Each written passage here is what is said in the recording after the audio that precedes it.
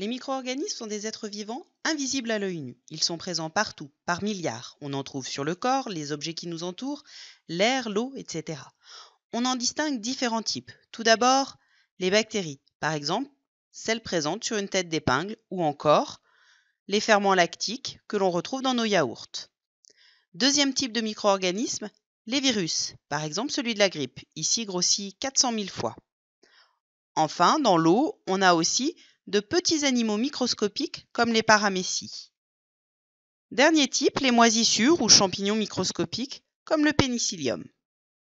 Deux petites vidéos vont vous permettre maintenant de faire connaissance avec les deux principaux types de micro-organismes. Tout d'abord les bactéries, puis les virus. Pensez ensuite à répondre au questionnaire sur Pronote. Bon courage! Les bactéries sont les premiers organismes vivants, il y a plus de 3 milliards d'années. Elles ont eu le temps de s'adapter et de coloniser tous les milieux de vie, jusqu'au grand fond sous-marin par exemple.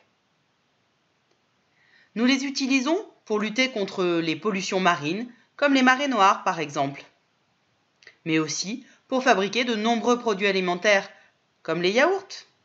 Nous cohabitons sans problème avec de nombreuses bactéries comme Escherichia coli. Ici, c'est une bactérie inoffensive, elle est présente en des milliards d'exemplaires dans notre estomac.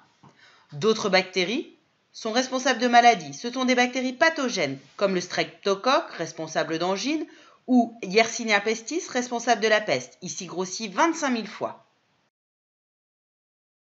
Un virus, c'est un parasite intracellulaire obligatoire, c'est-à-dire qu'un virus ne peut pas survivre, ou en tout cas très peu de temps, en dehors d'une cellule. C'est la différence avec une bactérie. Il y a des maladies infectieuses qui sont dues à des bactéries, d'autres qui sont dues à des virus.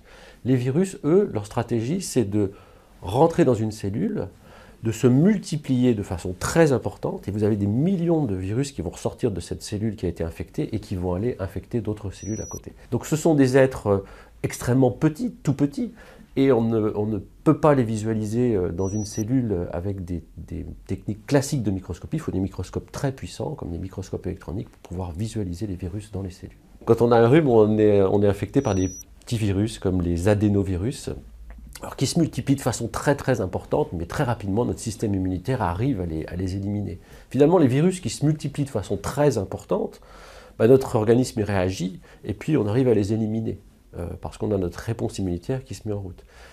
Les virus les plus problématiques finalement ce sont les virus sournois, comme le virus du sida, qui va infecter les cellules à bas bruit.